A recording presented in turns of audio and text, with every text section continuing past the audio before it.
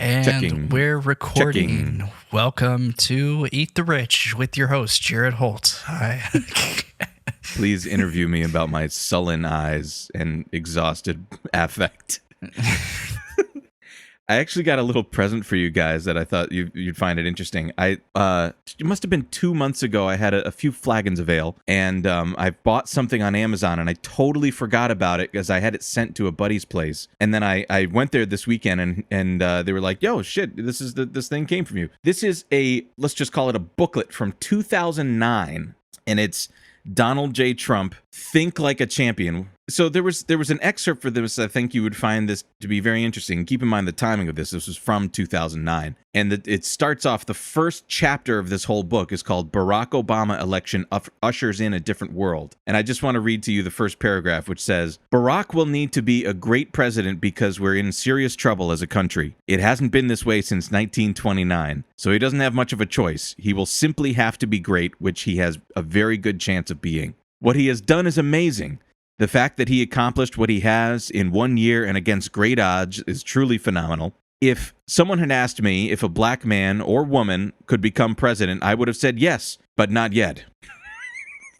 Barack Obama proved that determination combined with opportunity and intelligence can make things happen, and in an exceptional way. The world is excited about Barack Obama and the United States. Let's keep it that way. When is this from? 2009. 2000. Oh, Can you how hold naive. Can you hold up the book thing? Yeah, I love having these kind of words of wisdom, pocket size. That way, It's like 4x3, this book. that way, when I'm out on the town with my friends at the bar and, I hit, get a few drinks in, hit that dark spot, I can, whip out a little piece of inspiration to cheer myself back up. It's like a pocket daily devotional. You can pull it out every morning and, get optimistic about Obama in 2009 when he had a supermajority in the Senate and a majority in the House and all the things he could have done with that. And the goodwill of a large grassroots movement. That's correct. Chris, I think I find it very curious that you're choosing now to criticize Barack Obama. What's amazing to me? Are you a Trump supporter or something? No, in fact, I like him so much, I'm going to write him in November. Try to scold that, libs. What's amazing to me, too, is that no less than 2 years later, this same guy that supposedly wrote those words, which obviously didn't, spearheaded the birther movement against Barack Obama. Well, have you seen the birth certificate, Dwight?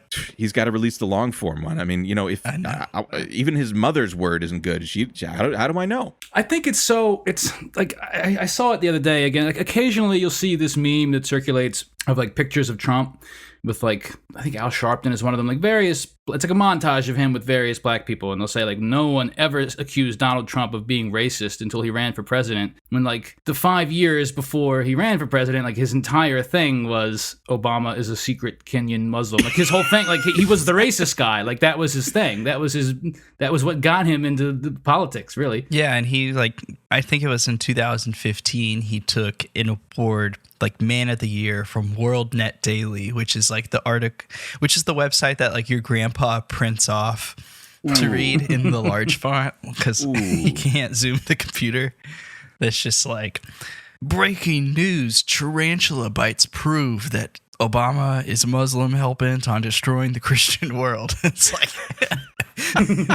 so he goes to this conference and accepts their nomination to be the Man of the Year, is very, very proud of it. I don't know.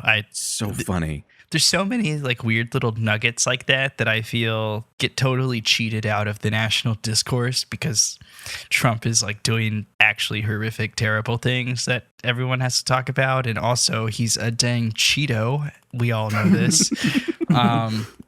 Can he say that? So Cut that. Cut it out. So there's just like all these weird little nuggets of like bizarre freak show shit that's just like buried under the rug of even more bizarre freak show shit. I mean, yeah, Trump is, I mean, without a doubt, the funniest president. Like, the shit that's going on is objectively hilarious, but if it wasn't so overshadowed by, like, actual evil and horrible stuff. Yeah. Yeah, I mean, the fact that, like, up on the debate stage, he, not so subtly was like, Marco Rubio's got a tiny dick. Talking about the hands or whatever the fuck. Like, Yeah. And then, like, a month later, Rubio tanks. Right. Or like even worse is like, Ted Cruz, like your wife is ugly, your dad killed JFK. Amazing. Then a month before the election, Cruz is making campaign phone calls for Trump. Oh, he's super cocked for him. Yeah. Unbelievable. Can you imagine the the car ride over to the White House with your wife, who Well, we got to do it, honey. Can you imagine that car ride?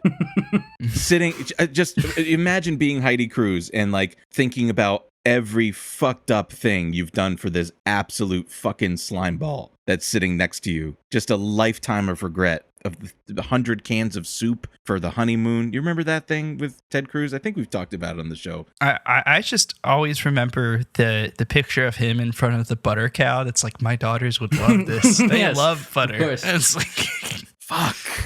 Speaking of Ted Cruz, there's a really there's like a collection of footage. I know Vic Berger has done a lot with it, but there's like some like I guess like maybe raw footage of like Ted Cruz and his family that was like all posted on YouTube in like 2015, 2016. That was like they like I guess pulled clips out of it for like campaign ads or whatever. I'm not sure why they posted all of the raw footage. It was like him and his kids and his wife eating dinner, and like they clearly like just hate him and resent him. yeah, no, it's B-roll that the campaign put out because like the campaign can't give super PACs these clips, but if they just posted them on YouTube quietly and the PAC happened to find these clips and decide to use them in their own ad, blah blah blah. What a fucking joke.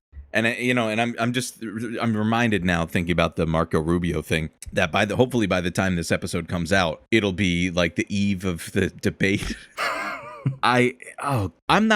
Look, we've all been in quarantine more or less for the last 6 months now, and I'm not looking forward to much, and I'm really holding on to I feel like I'm floating on an iceberg and just like trying to hold on and stay above cold water. But that I am looking fucking forward to. Yeah, we have the first debate in 2 days, and then I believe approximately a week after that, we have the vice presidential debate, and then a week after that, we have the second presidential debate. And I think the third one is like maybe 2 weeks later. But it's all coming up, man. We're barreling towards it. It's almost election day, really. I know, man. I got my latex suit, my jug of Crisco. I am ready for this shit, dude. Debate predictions? Is someone going to call someone a pedophile? Is someone going to accuse someone of threaten to lock somebody up? I mean, what's going to happen? I think that they're just going to accuse each other of having dementia, and then they would both be right. Yeah. Yeah, one of them is going to have some sort of a cardiac event or a blood clot of some kind. Somebody's going to trip over their words. Half of their face is going to droop. It's going to be really weird. Now, what's going on with Kamala Harris? Because I feel like we don't really see her very much. Like, she's got this, debate with Pence coming up, but like this feels like her first really big public appearance. Honestly, You're right. Is it just me? I don't see much of her. Yeah, she doesn't really do laps in the media circuit much or anything like that. It seems like the whole Biden campaign strategy is they are under the impression that Trump is just like curb stomping his own dick repeatedly in public. So they're just going to like stay out of the way and let everybody see. But it worked great last time. I know. Yeah. I remember, fucking hell. I mean, Hillary Clinton is president now. It's all this shit, man. Because like at the end of the day, like, do they really disagree on that much policy wise? Like they say they do, but like ultimately the class interest is still the same. So like it's, it's different with somebody like Bernie because he's like not about the class interest shit. Like he's not like, oh, we have to be nice to the pharmaceutical companies, so maybe like grandma can pay $300 instead of $312 a month for her medication. It's like I don't know, like a lot of this shit's just like window dressing, right? A lot of these policy pages are window dressing, and it just doesn't feel like there's a lot of substance there. They're running the Hillary playbook again. He's not even fucking like barely campaigning in Michigan from what I saw. Yeah, no, they're not campaigning. They should send Lena Dunham to perform like Fight Song 2.0 for like out of work steel workers or something. That's what they should do. That'll win them over. I just want Biden to do a word for word impression of the Hillary Clinton alt-right speech. That was PP the frog. Thinking about it now, like what are the policy differences that, if Joe Biden would have been in office for this time? I mean, obviously he wouldn't have done the Muslim ban, and he probably wouldn't have done the corporate tax, lowering of the corporate tax. And, but aside from that, I don't know. I'm sure there's a million things I'm not thinking about. He wouldn't have had the sustained campaign to destabilize most of the departments underneath the executive branch. He would have probably, who knows, the NDAA, the military budget might have been ballooned to the level that it was under a Biden administration as it was under a Trump administration. But they would have probably lost the midterms. I guess the big thing I wonder about is, what would have happened with like our imperialist wars overseas? Like, would we have invaded Syria? Would we have, of course we are engaged in acts of war against Venezuela, but like, would we have fucking bombed Venezuela? Like that sort of stuff. Like, but it's not that Trump is anti-war, but he certainly has, at least to some extent, we haven't really entered any new like major conflicts. We've continued all the old ones. That was Biden's whole thing, is like the foreign policy chairman guy. Yeah. I don't know. Yeah, no, he was.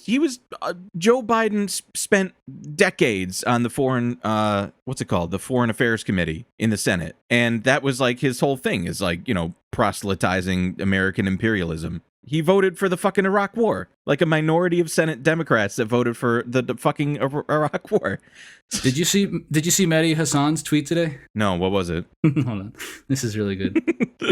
I tweeted something like almost identical as a joke like 3 days ago. Oh no! He said, "Since much of the media failed to do it for the last 4 years, Biden shouldn't be afraid to call out lies as lies on Tuesday night. Say it again and again. That's a lie, Mr. President. You're lying to the American people again. And maybe even the occasional, do you have no shame?" Oh, that should do it. That should. Literally just looking Trump in the eye and calling him a douchebag to his face would be much more effective. Accuse him of wearing a diaper. Yeah. Accuse him of wearing a diaper. Show us you're not wearing it, Mr. President. Prove Show us you're not Show us wearing your it. ass, President. Yeah.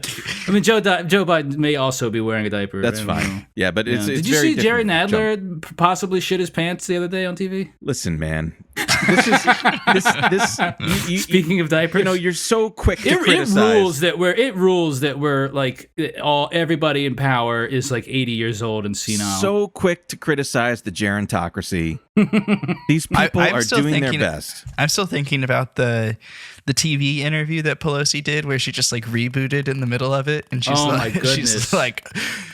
They're like, so what's the plan for Democrats? And she's like, Good morning. Good morning.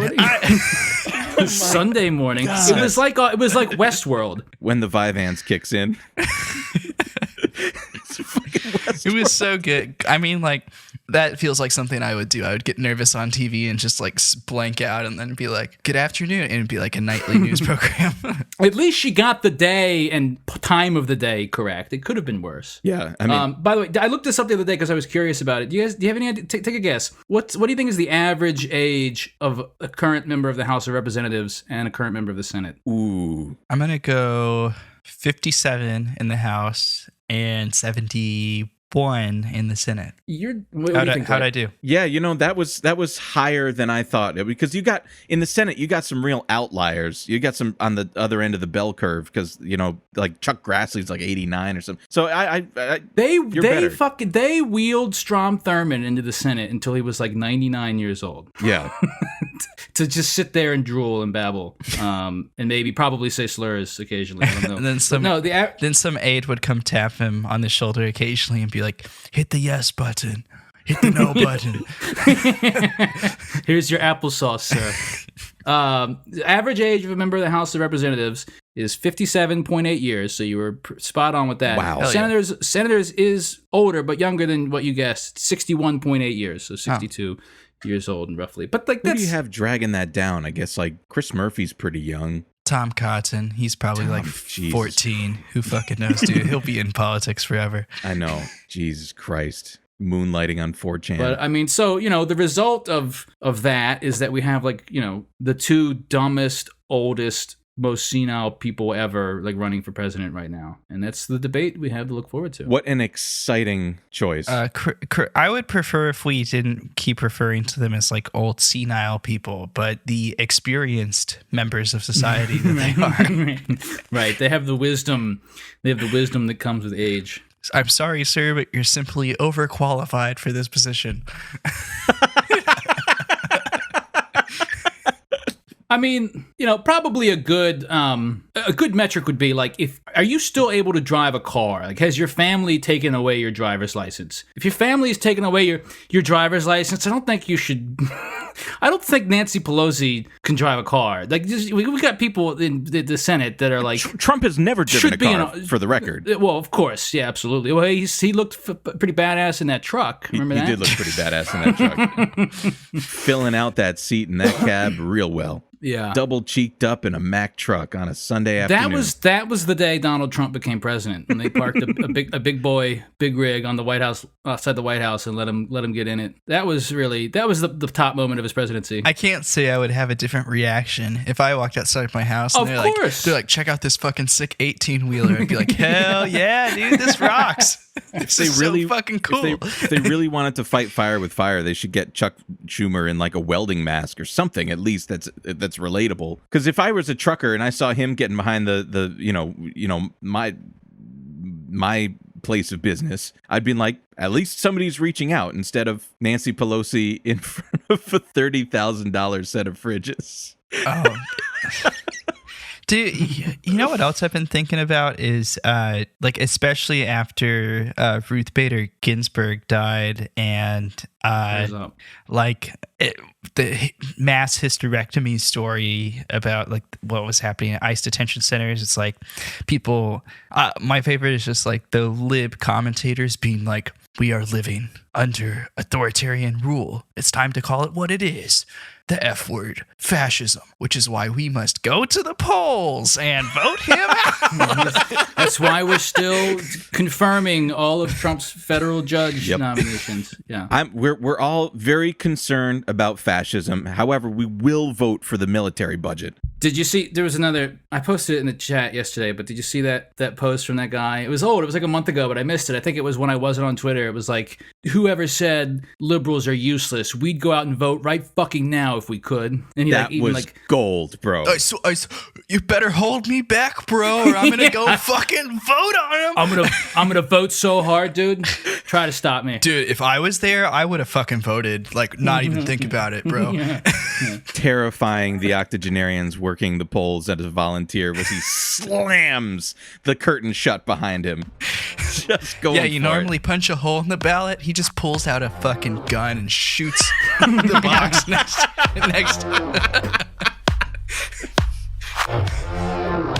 Now when I was a young boy, about the age of 5, my teachers taught me I could be the greatest man alive. They told me I could change the world, be whatever I wanted to be. There was no one in the world like me. Every one of us was so unique. I'd not be an average man.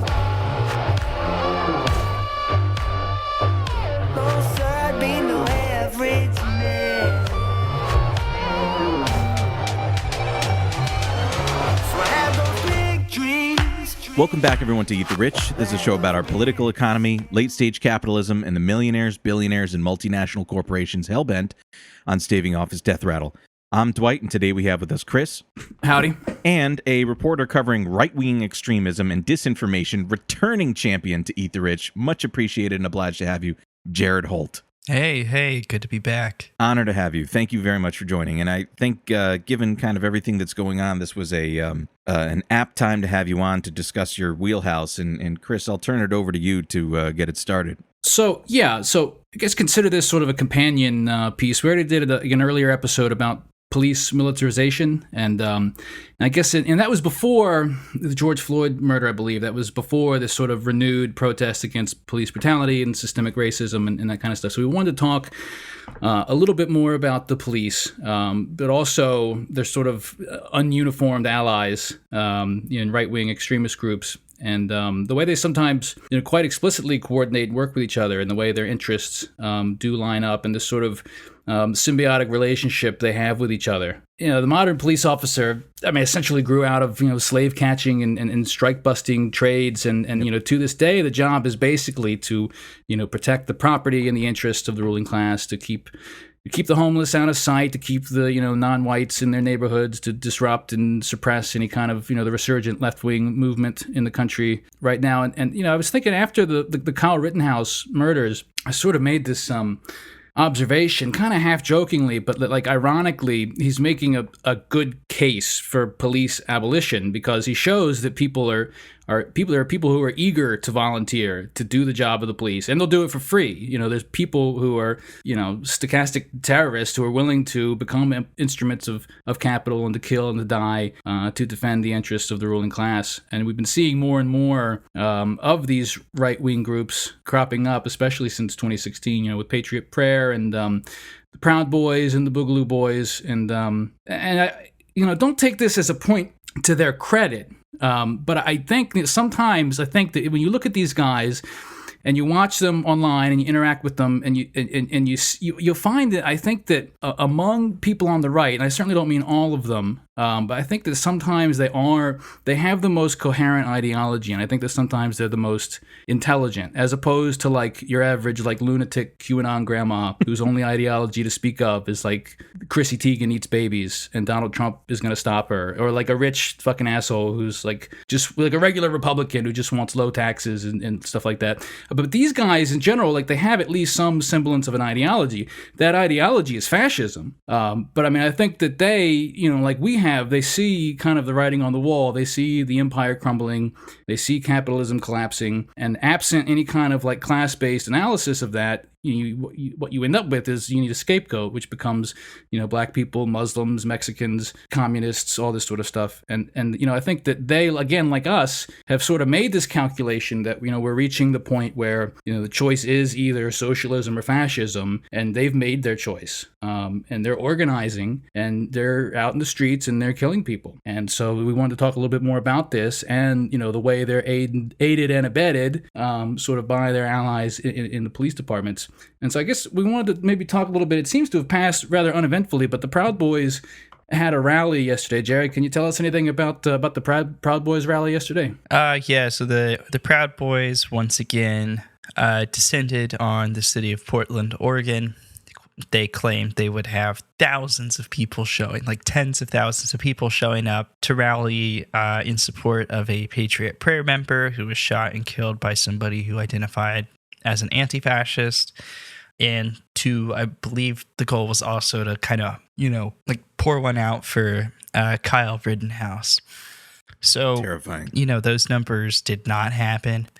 But they did manage to, scare the shit out of the city. Ahead of the event, prominent Proud Boys figures were kind of openly discussing their desire to commit violence, methods of legally committing violence, using paintball guns in a way that would inflict damage, trying to be very menacing towards anti-fascists who would oppose them.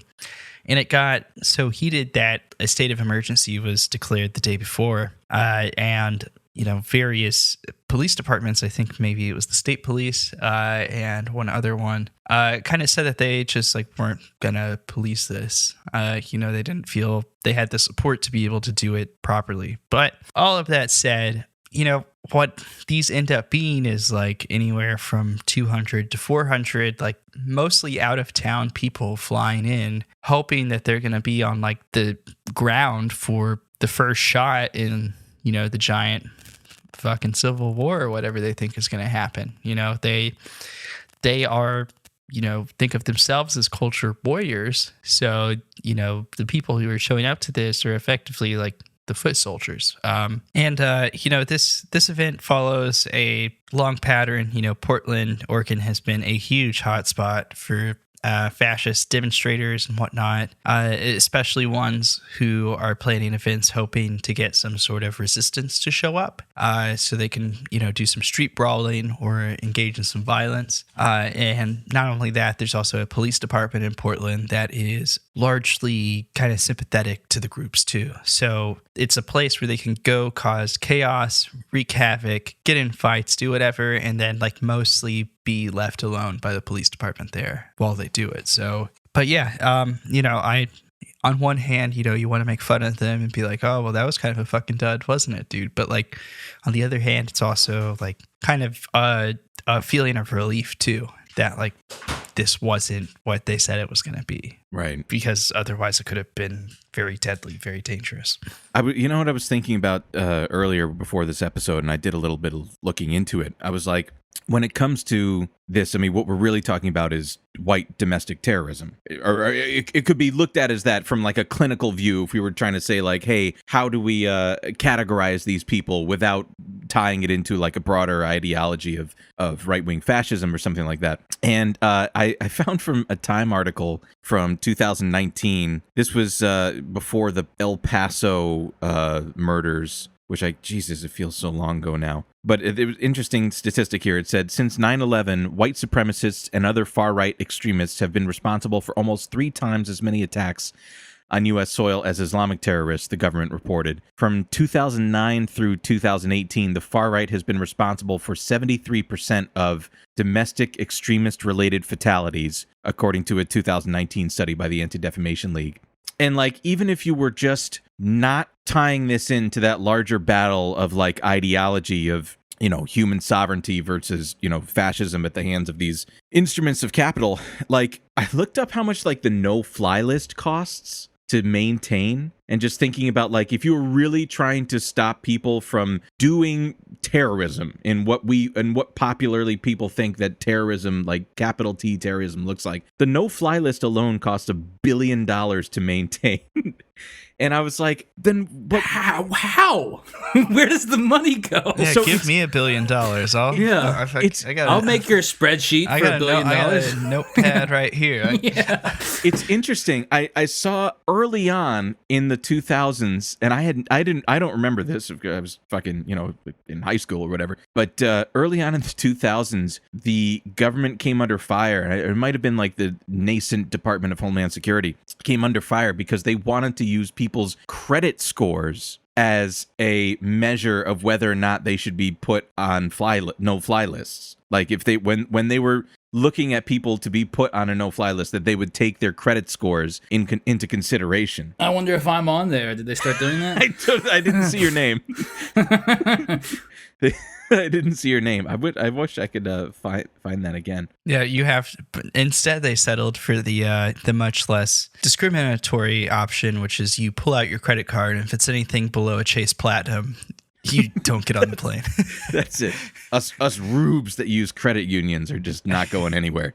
It said, I don't want to belabor it, but it said the American Civil Liberties Union has long criticized the no-fly list and similar list because of the lack of notification to persons included on such lists. The constitutional rights are at stake, blah, blah, blah, blah, blah. Among the complaints about the no-fly list is the use of credit reports in calculating the risk score. In responses to the controversy, the TSA officials said in 2005, only in 2005, that they would not use credit scores to determine passengers' risk score, and they would comply with all rights guaranteed by the First and Fourth Amendments to the United States Constitution. Again, not much of a stress to think that the TSA has been doing weirdly unconstitutional shit since its inception. But yeah, I mean, going back to the point about domestic terrorism, we could talk about this at the end, but in tying it into the upcoming election and this kind of doomsday scenario that I was working myself into a froth about earlier today in anticipation of this episode. But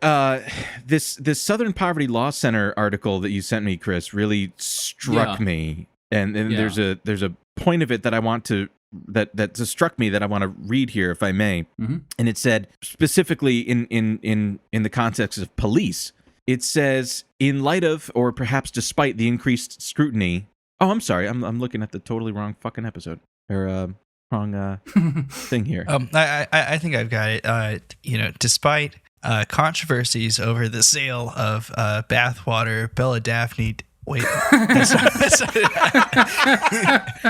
Oh my God, I forgot about that. Who was that? Belle Delphine or something? Yeah, Who knows, it man? rings a bell, but I don't even Jesus Christ. There's so much dumb shit that goes on. But anyway, Cassie Miller was writing about this in the Southern Poverty Law Center on the article titled, "This is the moment of the Proud Boys we have been waiting for." The Proud Boys have been waiting for. And it says here, after waging a pitched political battle on the streets for years, their aims have become all too predictable: to provoke confrontations with counter-protesters, blame any resulting violence on the left, and press for further repression and retaliation against those they consider political adversaries.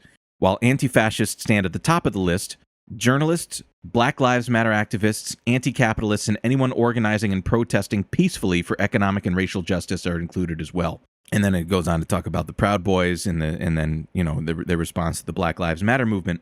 But an interesting thing that we were thinking about was and we've been seeing, is how the police have tied in to the right-wing extremism. And I think it'd be fair, it wouldn't be hyperbolic at all to say that they have, with their actions, condoned the presence of right-wing extremists at the protests, and in some cases, offered material aid to them. I mean, I've seen video. There's been plenty of videos of right wing groups, members, people at protests interacting with police, chumming it up, talking about their guns, looking at each other's guns. I mean, it's frightening. It's fucked It up. is frightening. I mean, they clearly don't have much of a problem with each other. Exactly. Yeah, at the very least. right. There's on one hand, it is not illegal to be an extremist in the U.S., right? To believe extreme things, Thank God. which is good. But Google Building 7. But kind of where we get the hangups here is yes, there's certainly plenty of police departments that we've seen, videos, reporting, etc., of officers or leadership within the police department being sort of deferential towards these extremist groups. Certainly when they're pitted against anti-fascists, I can't tell you how many extreme right-wing events I've been to where the line of cops has their backs to the right-wing extremists and are all facing out towards the anti-fascist or the anti-racist or whatever. And I feel like that kind of says it all right there. Sure. Yep. But, a lot of it is kind of, I think that if you are a police officer already kind of tasked with defending capital, being a agent of order, whatever, you see yourself more in the right-wing extremist than you would, sort of the left-wing activist who's seeking to, question your employment or question your job or question your role in society. So, I think at the very least, it's safe to say that the police are, treat right-wing extremists much more favorably. And, kind of the second part of this, too, is that there's not a domestic terrorism sort of carve out in the law. So a lot of the times these extremists, even though these are, these groups are deadly threats, these members commit insane acts of violence. Really, until the El Paso shooting, we didn't see the DOJ or the FBI kind of chase these groups very hard. And then even then, they're not arrested for the sake that they're essentially doing terrorism. They're always arrested on a guns charge or Right. drug charge because that's illegal. But, advocating for and working towards, installing another genocide in the country is not a crime here. For whatever fucking reason. I don't know. Jared, what you just said there about, installing and doing, fascism and coups and shit like that in other countries using the American military and stuff like that ties in interestingly that something, Chris, that you said earlier that really is ringing in my head and I can't stop thinking about it, which was you said that the right wing, the white nationalists ideology is very coherent, and it's like much more so than some others on the right. Sure. Yeah, and I was thinking about that, and I was like, why is that? And then I think one of the reasons we can explain that and why that would make sense is like the apparatus under which we've grown up is just a kind of buttoned up version of that. Imperialism is an arm of white nationalism. Sure. I mean, they're the ones that are willing and want to do the dirty work to like keep the empire intact and to keep, to protect capital and to protect the interests of the ruling class. I mean, all of these things are necessary to keep the state as it exists going, and they're the ones who are willing to do it and who want to do it. Yeah, they are simps to capital. In this thread, I will explain how Donald Trump's tax returns show once and for all that oh God, I don't even want to get into that. One out of 150. Oh Jesus!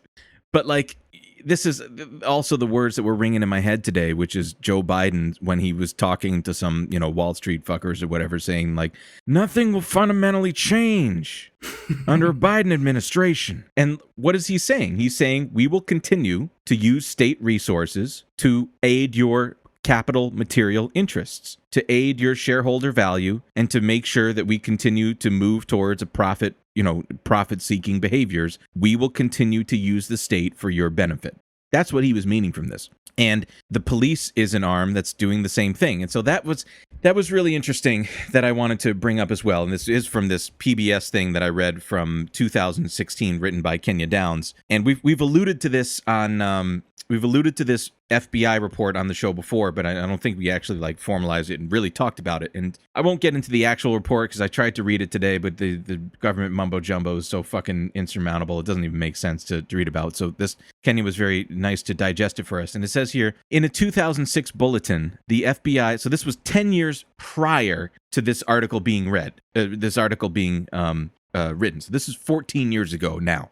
In the 2006 bulletin, the FBI detailed the threat of white nationalists and skinheads infiltrating police in order to disrupt investigations against fellow members and recruit other supremacists. The bulletin was released during a period of scandal for many law enforcement agencies throughout the country, including a neo-Nazi gang formed by members of the Los Angeles County Sheriff's Department, who harassed Black and Latino communities. Similar investigations revealed officers and entire agencies with hate group ties in Illinois, Ohio, and Texas. I'm going to say that again. Similar investigations revealed officers and entire agencies with hate group ties in Illinois, Ohio, and Texas. Much of the bulletin has been redacted, but in it, the FBI identified white supremacists in law enforcement as a concern. Again, as you said, Jared, it's not illegal. As a concern because of their access to both, quote, restricted areas vulnerable to sabotage and elected officials or people who could be, quote, seen as targets, potential targets for violence. Listen to that very carefully. And that's the risk, huh? Right? This is the part that fucking blew my mind when I read this. And I'm going to read that sentence again. Much of the bulletin was redacted, but in it, the FBI identified white supremacists in law enforcement as a concern because of their access to, quote, restricted areas vulnerable to sabotage. So what are we talking about? Like dams, highway overpasses, like, power plants? Arby's, Shake Shack.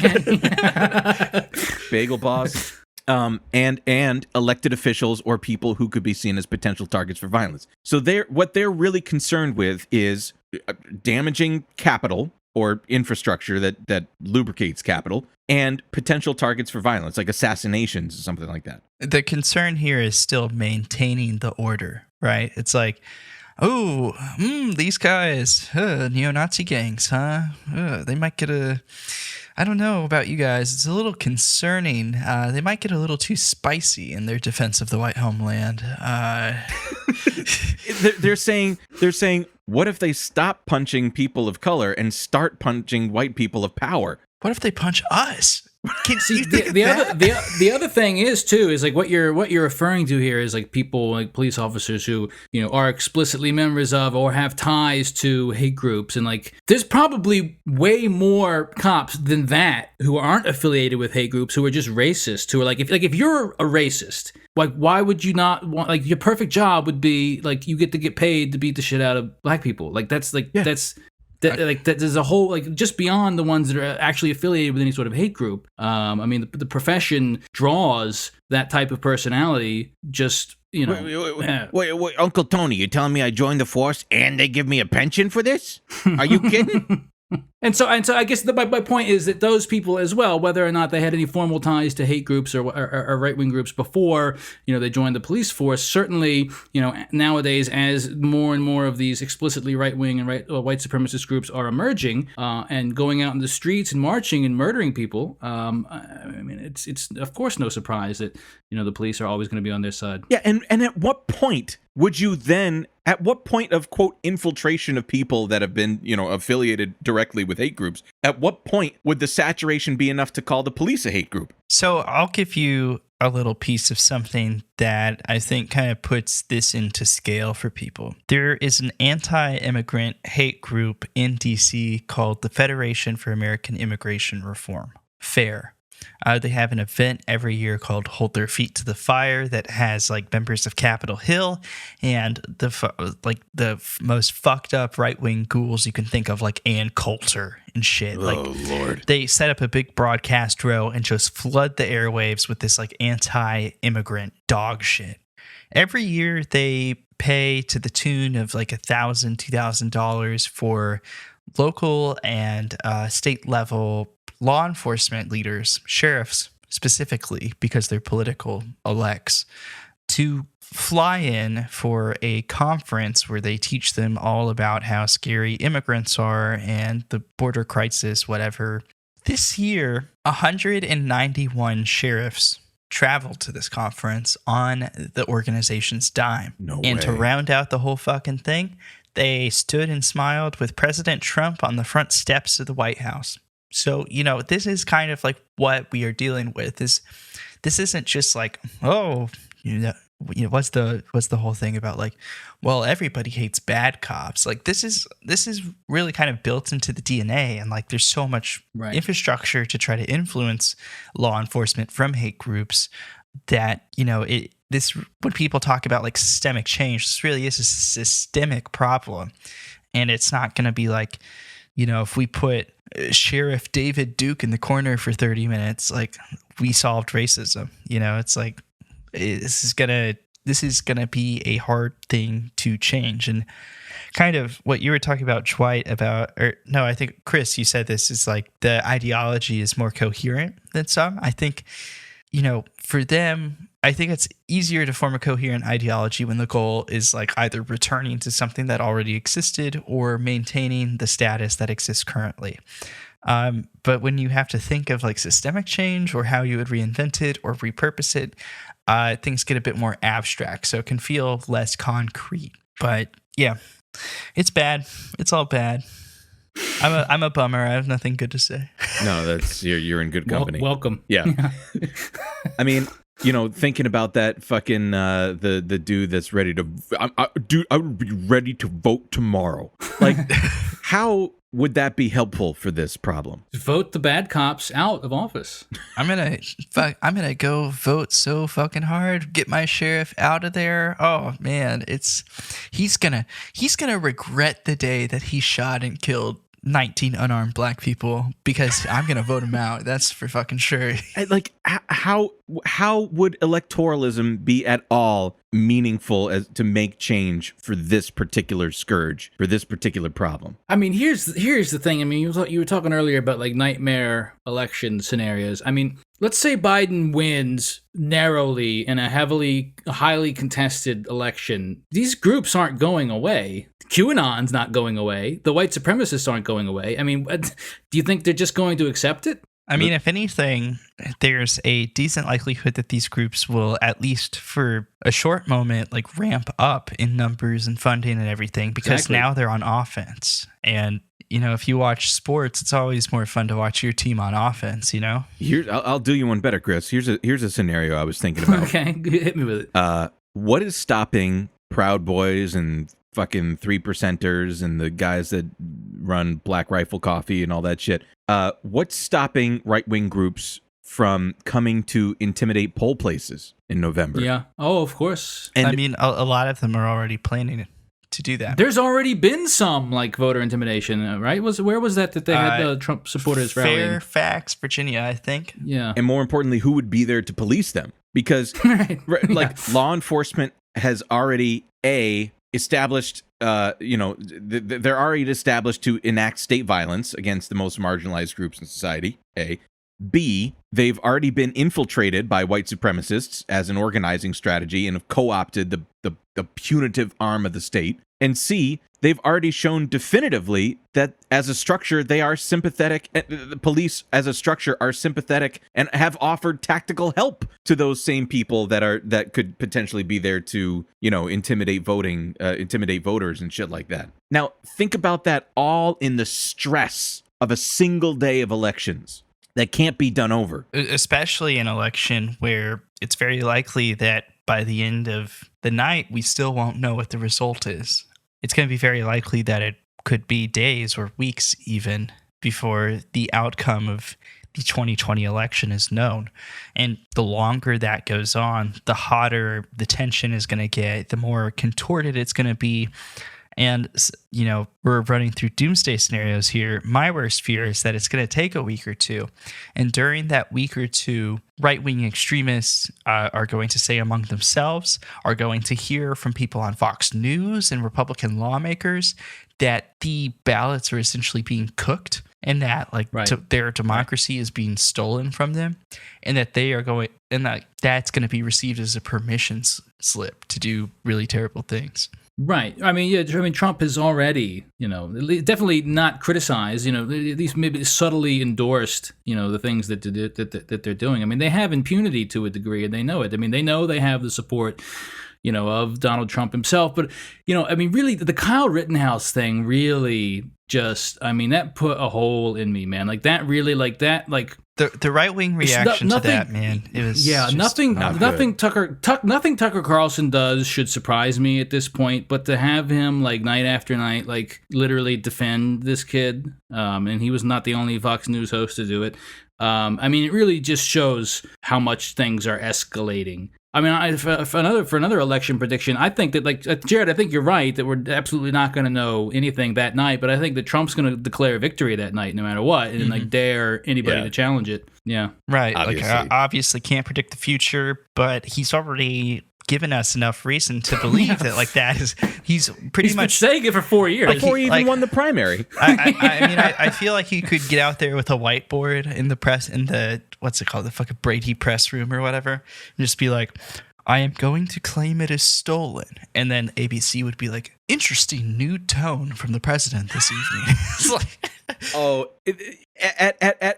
at every corner, the corporate media has continued to let me down. Even with expressing disdain against protesters. I was thinking about this today. We talked about this in one of our first episodes when we had Ellie Valley on, and I was talking about a book that I had read about the 43 Group, which was a Jewish anti-fascist group in London right after World War II that had banded together to smash Mosley and their version of the Proud Boys.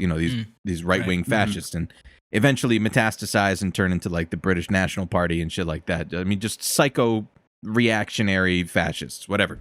And the way that they defeated them was very simple. Whenever they would show up and have, rallies, like they had in Oregon with the Proud Boys, they would show up and beat the shit out of them. They would beat the shit out of them. They had all these sorts of things. They would hold pieces of concrete in their fists so they could break jaws and stuff. I mean, they beat the shit out of them. A lot of these guys were previous members of the military that had just come off of World War II and stuff like that. And they had to leave, the battle from World War II and then come home and fight fascism at home.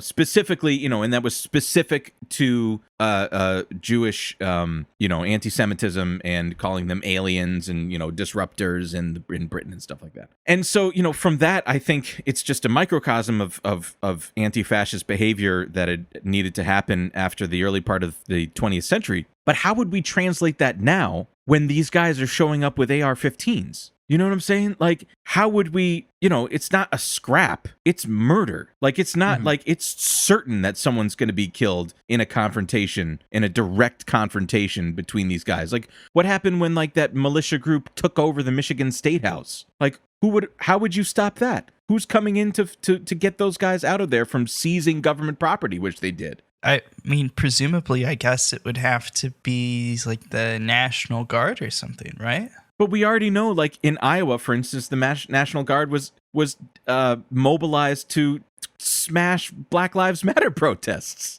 You made an interesting point just now. Something you said that was interesting about the way Oswald Mosley's fascists were, metastasized into, the British BNP, National Party. Yeah. Yeah. I mean, I think that we're going to see, like, we're already seeing that. We're seeing not so much that we know of, I think, with, these right-wing groups, but we're seeing it with QAnon. We're seeing QAnon make its way into actual, Congress. And stuff like that. We're seeing people who believe in QAnon. Whatever. So I think that more and more we're going to see probably these kinds of groups metastasize and become sort of legitimized in a sort of way. Because I think it's really like there's a big difference now between like the perception of your average conservative towards these groups than there was like 10, 20 years ago towards like the KKK and the skinheads. Like, everybody hated the KKK and the skinheads. You know what I'm saying? Like, most Republicans would agree with that, But, like, nowadays, people are very sympathetic. People are very sympathetic to these groups, and I think that makes it so much more dangerous. And a lot of that has to do with, like, hyping the adversarial threat, right? That's why we see so much scare porn about Antifa, super soldiers, or whatever. Like the U-Haul. Why the U-Haul full of signs? Why Fox News is playing like the same like 5 clips of like trash cans on fire and shit like on a loop every night. It's like they have to. And this is like a classic function of fascist propaganda, which is like creating fear of the other. And instead of saying black people or instead of saying like leftist, I mean a lot of them do say leftist, I guess, but like it's Black Lives Matter. Right. It's Marxist, it's communist, it's like there are historical parallels here, right? And I feel like there's, it's not a perfect parallel. There's certainly a ton of different ways you could criticize that, but like there is kind of a pattern that we seem to be following right now. And sure. I mean, yeah.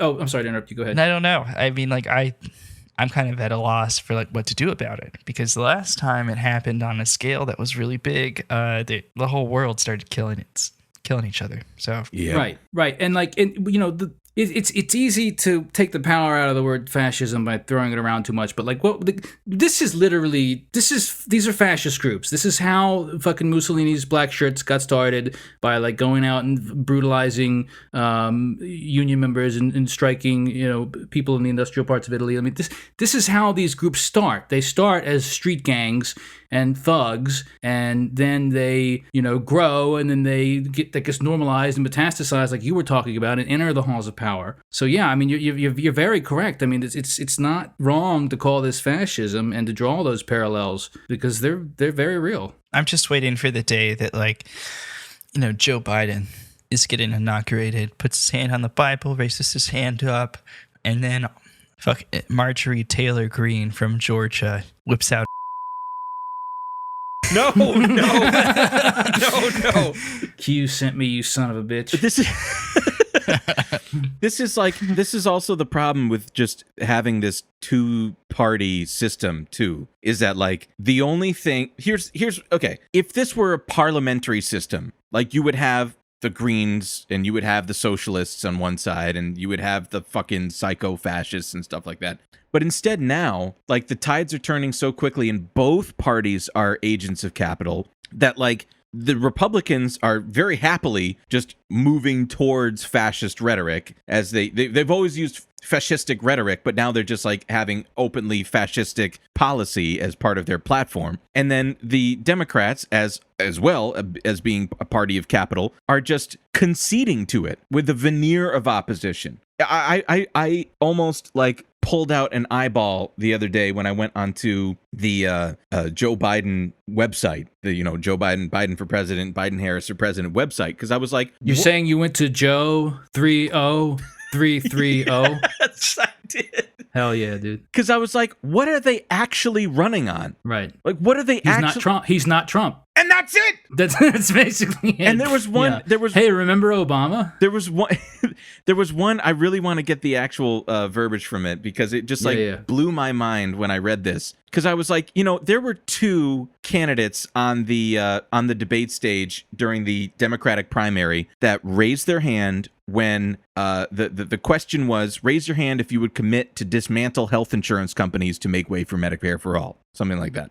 There were two candidates that raised their hands. One was Bernie Sanders and the other one was Kamala Harris. And I was like, I'm pretty sure I remember like a few days later she walked that back. But even so, that made a big statement to me as far as, what sorts of policies she would at least potentially be sympathetic to, or we could at least bully her or anybody into enacting. And then I went to the, I'm like, what is their healthcare policy in the Biden, the proposed Biden administration policies? And this is what the only tab that I found was the Biden plan to scale up employment insurance. Awesome. And that got me thinking into like a broader conversation, which we can save for maybe like another episode or something like that, about just, I kind of took a look around and I was like, oh, this is really what corporate feudalism should look and feel like. This is really what it is. And riddle me this, guys. I have a completely unpolished thought that struck me as I was driving today, which was one of the insults or one of the pieces of rhetoric that's always yelled at protesters, Black Lives Matter protesters, or, anti-fascist protesters or whatever, is get a job. And I was like, what does that really mean? Like, I know that they're, blah, blah, blah. They're like perpetuating the stereotype that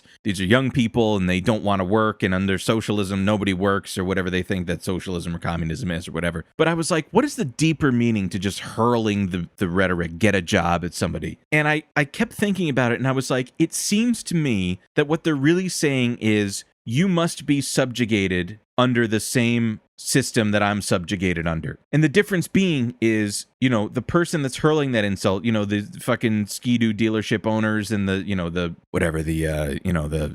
fucking metal fabricator factory owners and shit that like, Muller are in, Dad 69. Yeah. The people that are in the beautiful boaters rallies and stuff like that. The fucking Trump Armada. We love the boaters, just to be clear. Those people that are hurling the insult, get a job, are not the recipients of state violence when it comes to the punitive arm of the state. Like, they aren't going to get their heads beaten in, even if they get a fucking DUI or something like that. You know what I'm saying? I mean, again, to draw a parallel between like 1930s Germany, I mean, up until the point where like they went to war, it was probably pretty easy to get by as the average German, because if you weren't Jewish and you weren't a communist and you weren't Roma or whatever, if you were just an average, German, you could probably ignore a lot of what was going on pretty easily and just keep your head down, and you might not even necessarily have been a bad person, but it didn't involve you. Yeah, you're just like, I'm not like a huge politics person. I don't know. Right. I think I remember hearing somebody said about like the eerie thing about when that genocide is happening is that you look around and things look relatively normal. Exactly. And if you were a German Ski-Doo owner in 1936, things looked pretty good for you. Why should you give a shit? Yeah, you're just going down the slopes, tuning into the latest episode of Herr Rogan, and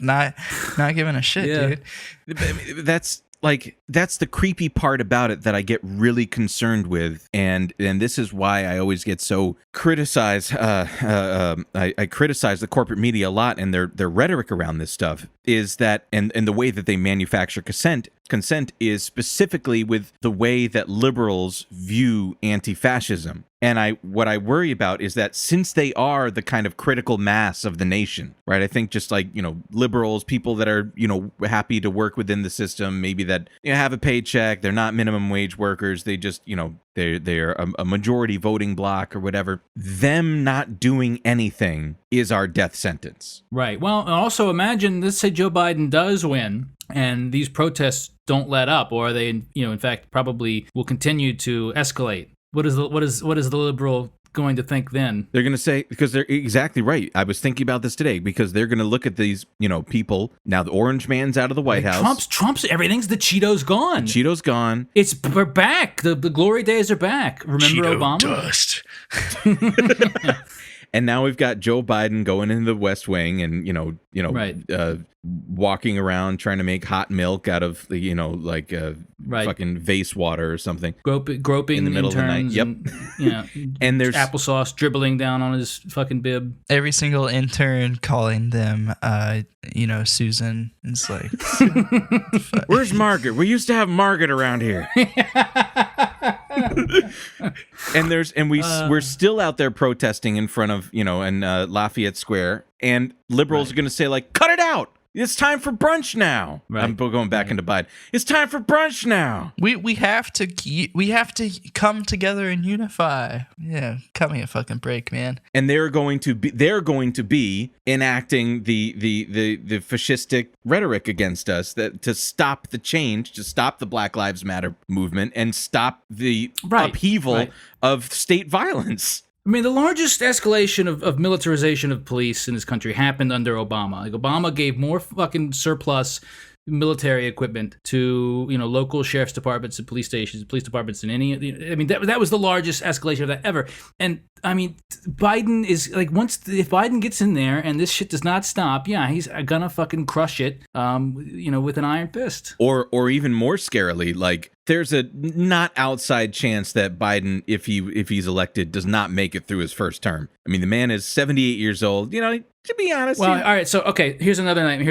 I've been thinking about this one too. And let me hit you with this one. Here's another nightmare scenario. Yeah. All right. Joe Biden does not make it through his first term. Kamala Harris finishes off his term, or Joe Biden only serves for one term and then steps aside, and then Kamala Harris runs, and then she serves 2 terms. And what I'm saying is, it could be 12 years before we ever have another electoral shot at this, before we have another primary. It's hard, I'm starting to get like heat, I think, from certain quarters of Twitter for maybe joking about not voting and stuff like that. But it's like, how could you be motivated about electoral politics? I mean, we're fucked. We're absolutely fucked. And like I said, we're not going to have probably another Democratic primary where, even if another Bernie Sanders somehow emerged, it could be 8 or 12 years before we have a shot at that. Well, I'm just thinking, like, if you live in a red state, because our country leans on the electoral college, like, why would you even go to the polls and, like, try? If it's like, oh, my state normally goes like plus 12 red, then like, are you really gonna like fill out the paperwork or whatever to do absentee voting for Joe? Nothing will change Biden. I'm gonna say something a little bit controversial, bro. I'm gonna go ahead and preemptively say I disavow this. I'm afraid I can't comment on that right now. If I lived in a swing state, I would maybe consider voting for Joe Biden. I would maybe. Oh yeah, consider it. Look, I thought you were gonna say as much as you were gonna vote 20 that's times. it. As much as no. Seriously, because I joke about it, and like, I live in a red state. I can't vote even in this state anyway. I don't have voting rights in this state. We'll talk about this later. Yeah. Yeah. But like, what I'm saying is, Joe Biden sucks, but Trump is worse. Yes. Oh, we have, it's either, and this is like, I think we've gotten, and I'm definitely guilty of it, but I think that the left is sort of, we've become, on Twitter at least, so nihilistic. That we've just kind of shut the whole thing off. And I certainly joke about like voter fraud and not voting and that sort of stuff. And again, I'm not going to vote. But if I lived in a swing state, you guys might want to consider it out there. I'm going to do it with the full knowledge that electoralism is one very weak prong of a multi-pronged approach that we need to do to create the change that we need in the country. Because at best, what a Biden administration would do is buy us some time. We don't have a lot, and we don't have a lot, and that's the thing. That's the thing that pisses me off about the liberal argument. Is like, well, we got 8 years to pull them to the left, and we could do this, and we could do this. The fucking planet is dying. Millions of acres were burned. We don't have time. So this is something I think about a lot. Like, something that I can't seem to square in my head is like, to what we were talking about earlier. Is like nothing that, like, the three of us would envision would be positive change for the country, right? Like this big systemic reform or whatever. Like none of that happens unless we get like the MSNBC viewers like on our side, and like the wine mom resistance lives have to like come over to the cause, and like their cause for the last fucking forever has been electoralism. So it's like, I personally, I agree. Like that is like, it's part of the equation, but it's not really like the main event, if you will. But like on some level, we have to also try to treat it like a main event, because that's like like at some point you have to speak the language of the people that you want to sway over. So I've always struggled to kind of square that in my head, right? Where it's like, this is really important, not only for like, you have to demonstrate that like this can be legitimately brought into power and not just like, doing crazy stuff like right-wing extremists do. But you also have to like be able to pull in the people who are like too squeamish for some of the other elements of it. It's like ultimately it's a numbers game, and like electoralism is like the numbers game that everybody plays, Yeah, I mean, I want to be super clear about this. Like, if you have left-leaning tendencies, and if you're listening to this, you most certainly do, it is incumbent on us to infiltrate the spaces, the liberal spaces of people that, may have maybe weak viewpoints, or, there's some space to sway them towards leftist ideas and democratic ideas. Because if we don't get into those spaces, then we can't create the critical mass that we need to enact the change that is going to literally save a majority of people on this earth. I mean, I think, like, unfortunately, this is also by the design of, like, capitalism, is that it gives managers of capital, those that don't own it, but are paid enough wages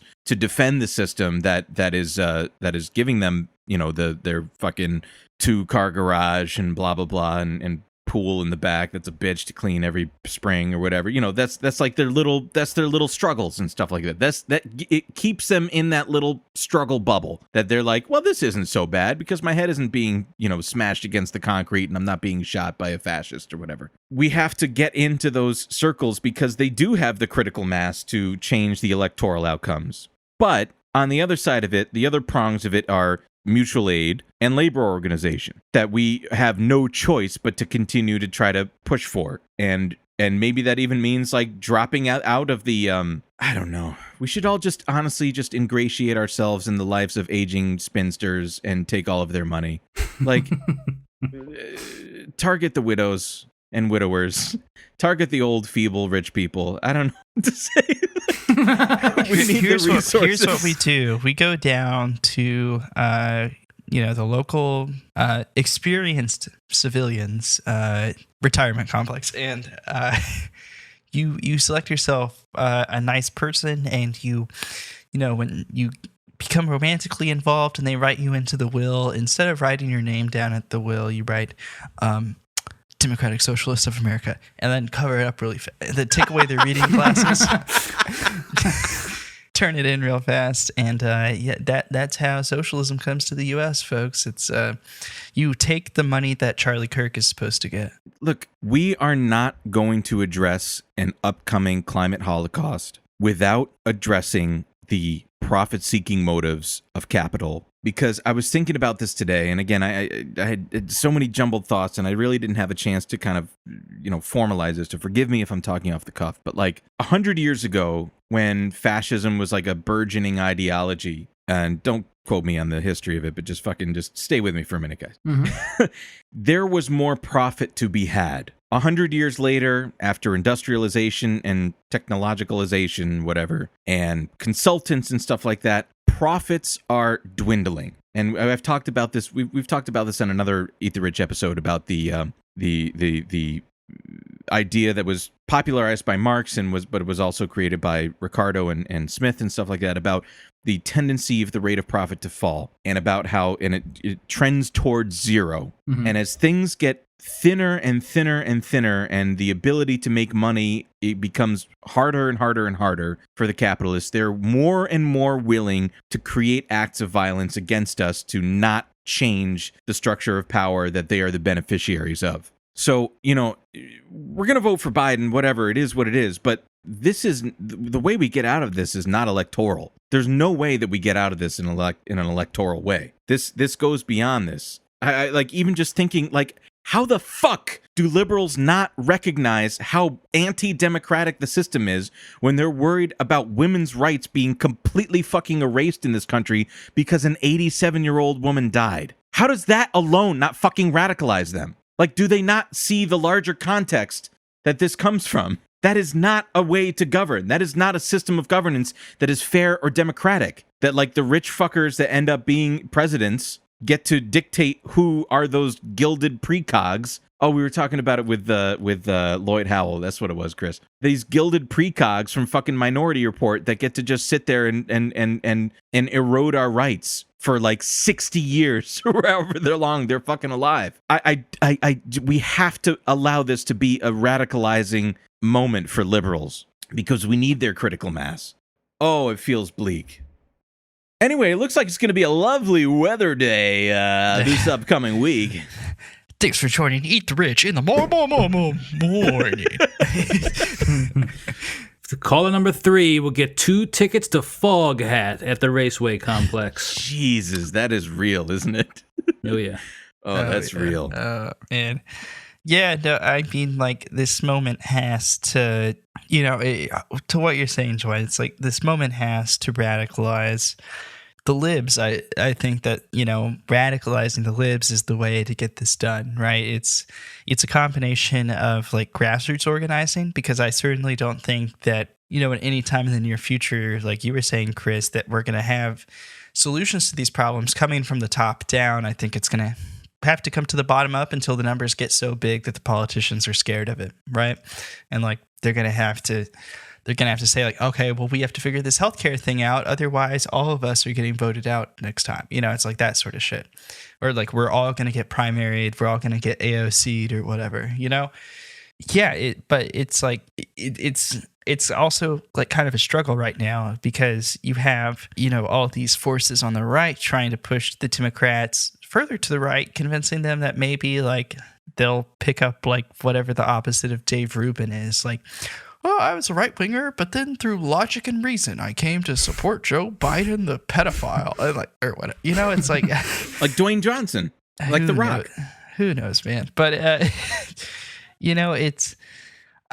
I think chasing the mythical swing voter, which is really like there aren't many. They're like unicorns. Like legitimate swing voters are kind of like unicorns. I think just building that coalition and building that power structure on the left is really like what needs to happen. It's just like organizing down to the granular community level, or even just with your coworkers being like, all right, if the manager starts fucking with one of us, we're going to agree that that's fucking with all of us, like that sort of attitude is kind of, I think, what is going to ultimately change stuff. Right. And again, let me just kind of touch on what I was saying earlier. Like, I know this shit sucks. And it's like things don't look good, but like don't slip into nihilism. No, don't take the black pill. Nihilism is so fucking dumb.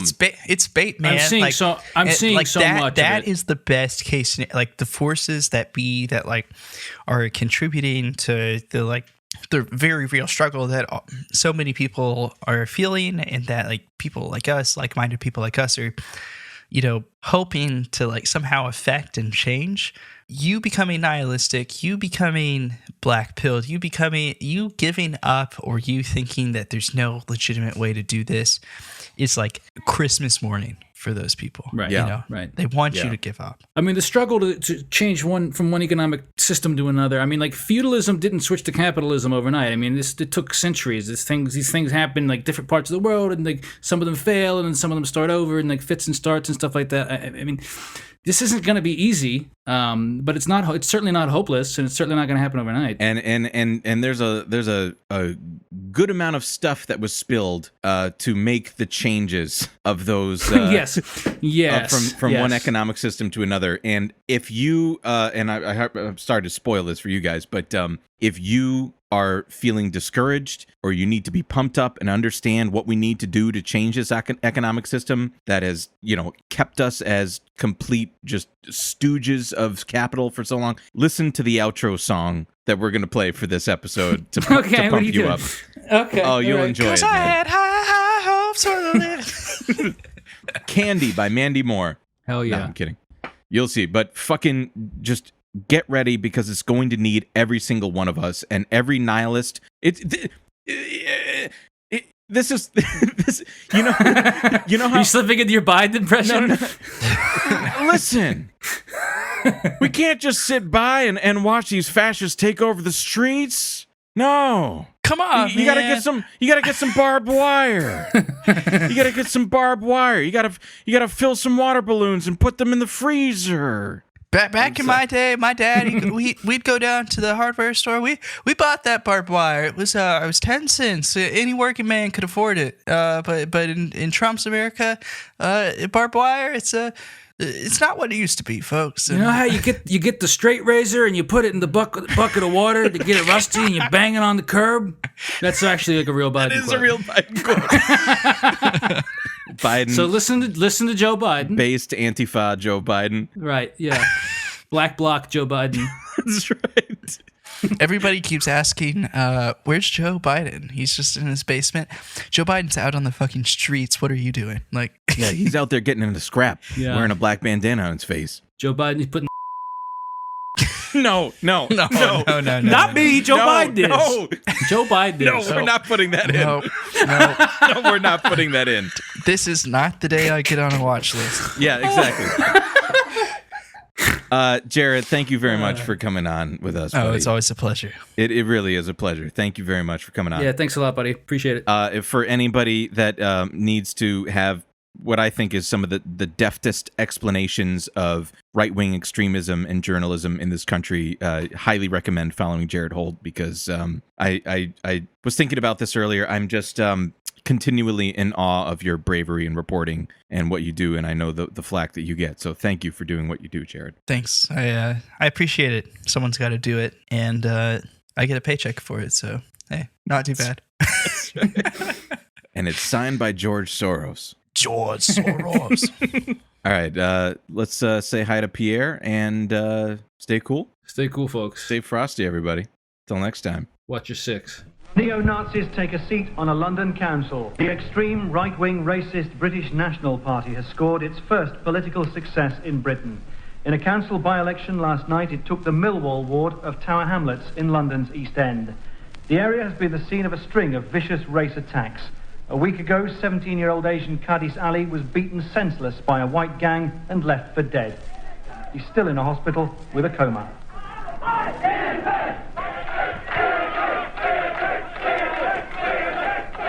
What can anybody do about it?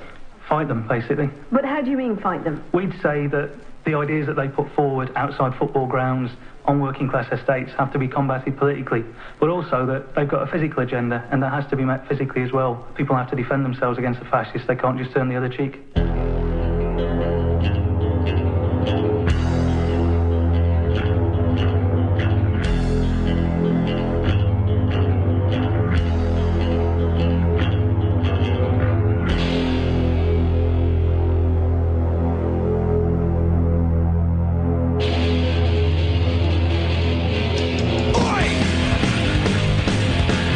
Nights in the last back, Valley burnt down to the last attack. Till the last no die.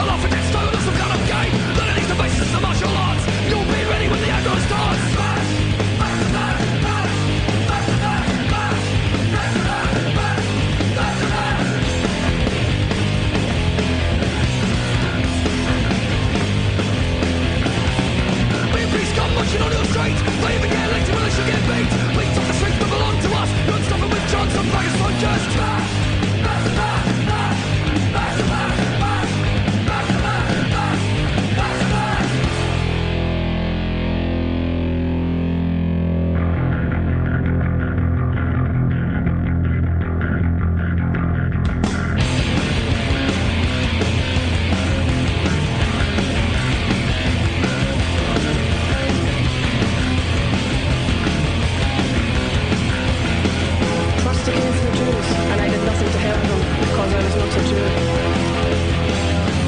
Then they came for the communists, and I did nothing to help them because I was not a communist. Next they came for the trade unionists, and I did nothing to help them because I was not a trade unionist. And then they came for me, and there was no one left to help me.